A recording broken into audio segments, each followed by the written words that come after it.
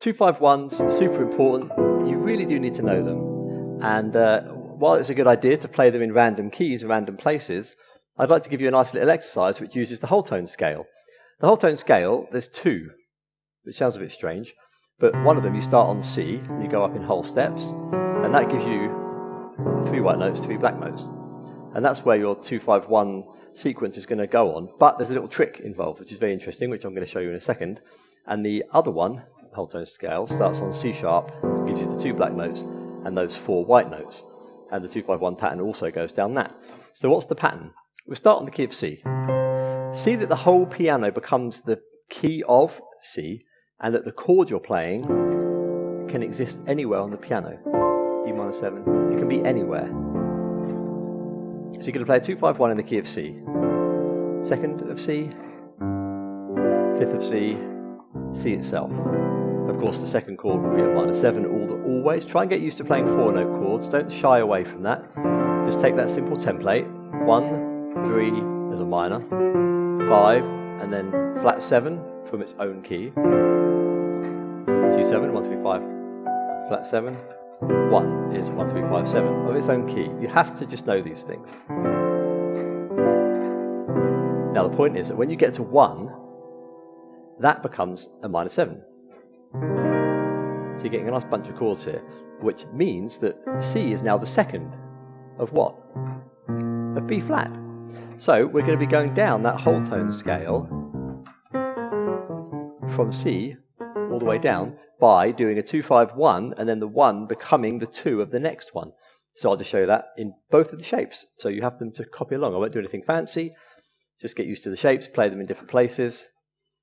And I'll give you some ideas afterwards on how to make it sound a bit more interesting. So 2, root positions, 5, G7, C major 7. Now that's going to become C minor 7. Same chord both hands. Now we're in the key of B flat. So the whole key shows itself behind what I'm playing. I can just see that I'm now playing the 2nd of B flat. It feels like it's the 2nd. And therefore the 5 is now F, F7, 1, B flat. If you want to, you can resolve that major 7 down a whole step to a 6. It just sounds quite nice. If you want to. Anyway, now we play B flat minor 7. And that's now the 2nd of A flat. Which means the 5 is E flat. And A flat is now number 1. Resolve it to a 6 if you want. A flat minor 7 is now the 2nd of G flat.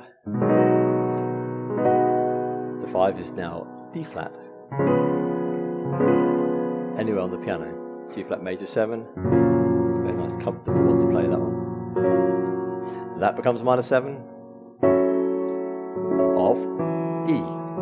Now I'm in the key of E. I see the shape of E behind it. The whole piano becomes the key of E. Which means B is now the 7. B7, of course. E major 7. Resolve it a whole step down to a 6 if you want to. It just sounds nice. Now that becomes minor 7 of D. A7, therefore is 5.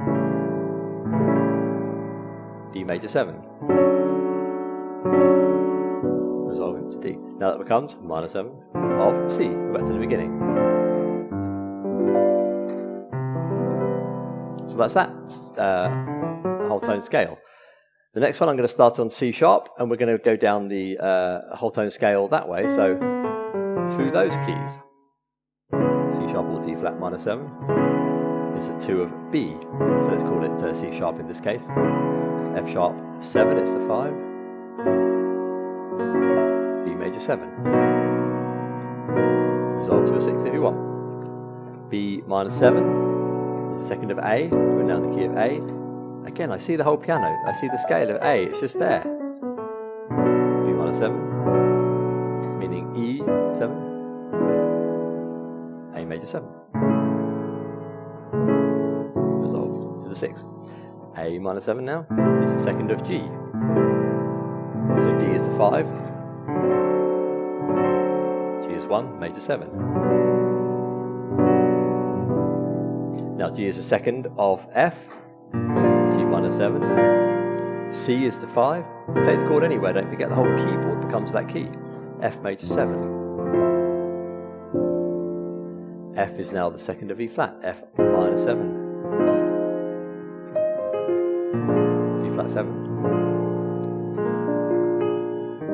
E flat major 7. E flat minor 7 to become the second of D flat. Or C sharp, we're back to the beginning, now it's E flat. Now it's going to be called D flat, not C sharp. When C sharp, it was the second of B. Now it's the second of D flat, so it's called E flat here. D flat. A flat 7. D flat major 7. Resolve to the 6. And then you're back to the beginning, you'd call it C sharp because it's the second of B. So that is what you need to do. Now, how to make it a bit more interesting, I recommend simply rolling the chord first of all. So I'll just go back to C again, D minor 7, over 2 octaves maybe, something like this. Just to get used to moving your hands in different places.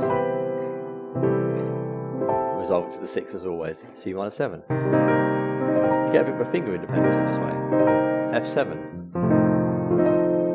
B flat major 7. So just a bit of rolling around like that. It's quite nice. El Garner used to play piano in that kind of way. That kind of thing. Another one is to do it with a very simple stride, but not necessarily a whole octave stride, what I call a pinky bounce. So you can do it with a thumb bounce in the right hand, but this kind of thing, just to get a bit more of a metronomic sound. So if you do that with a metronome, you can find how quickly you can do this.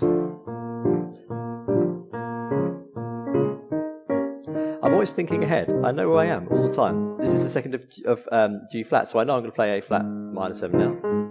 I'm going to go up to the D flat, so I'm thinking ahead, back down to the G flat.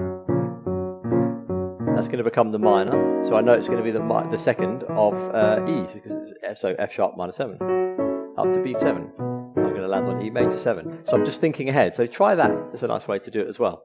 And then if you want to take that further, do a whole octave stride, so D in the bass, G in the bass, C in the bass. It's a bit more complicated. Play the chord however you want in the right hand.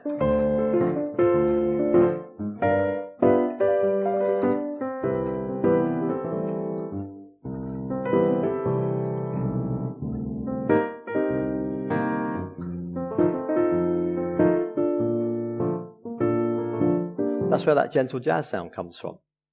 I think that's a nice pattern to do. Of course, don't get stuck in doing that. Otherwise, you'll develop a wrong like muscle memory idea, which is not good. If you just keep doing them like this, then it just becomes muscle memory, and that's just not going to help you at all. You need to have a freedom over the piano. So do play them in different keys, different places, that kind of thing. Okay, have fun. See you next video. All the best. Bye for now.